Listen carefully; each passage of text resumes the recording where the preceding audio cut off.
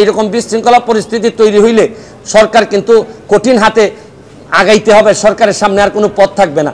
এই জন্য আমি একজন মেম্বার অফ পার্লামেন্ট হিসাবে, ব্যারিস্টার সুমন হিসাবে আমি আপনাদেরকে দাবি জানাচ্ছি, আপনারা 1 মাসের জন্য, শুধু 1 মাসের জন্য আপনারা এই অ্যাপিলেট ডিভিশনের রেজাল্ট হওয়া পর্যন্ত আপনারা একটু যদি এটা স্থগিত করেন, স্থগিত করে এর ভিতরে আমরা আপনাদেরকে যদি চান, আপনাদেরকে সাথে করে নিয়ে প্রাইম মিনিস্টারের সাথে মাননীয় প্রধানমন্ত্রী, উনি বঙ্গবন্ধু কন্যা, উনাকে বললে উনি বুঝবেন না এমন কোনো জিনিস নাই। আমি কাছাকাছি থেকে আপনাদেরকে সাক্ষী দিচ্ছি যে আমি এতদিন উনার সাথে আমি সংসদে ছিলাম, উনাকে যদি বুঝায় বলা যায় উনি বুঝেন না এমন কোনো জিনিস নাই।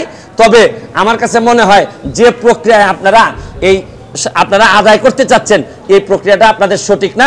আপনাদের কাছে আমার দাবি 1টা মাস সময় আপনারা স্থগিত করেন। 1টা মাস পরে সুপ্রিম কোর্টের আদেশের পরে আপনারা, কারণ আপনারা যেটা চাচ্ছেন, আপনারা বলতে চাচ্ছেন যে আপনারা আন্দোলন সরকারের সাথে, আদালতের সাথে না, কিন্তু আপনাদের এই আন্দোলনের যেটা চান আপনারা, এটা যদি আদালত থেকে আসে তাহলে তার আপনাদের আন্দোলন করার দরকার পড়ে না।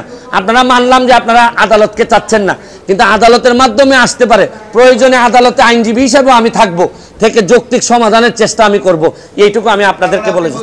আমাকে তো অনেক বুঝে শুনে কথা বলতে হয়।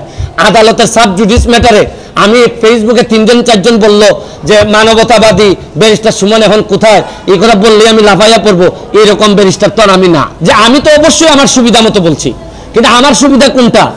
জেমে পড়ে থাকবো, আমি মারামারি দেখবো, আমার খারাপ ভালো লাগবে?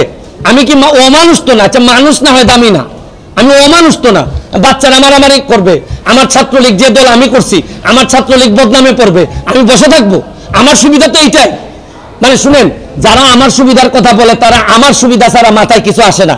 আমার সুবিধা যে আমাদের সুবিধা হইতে পারে, আমার সুবিধা যে দেশের সুবিধা হইতে পারে, এটা বেশিরভাগ লোক জানে না। এই কারণে এরা এইসব কথা বলে।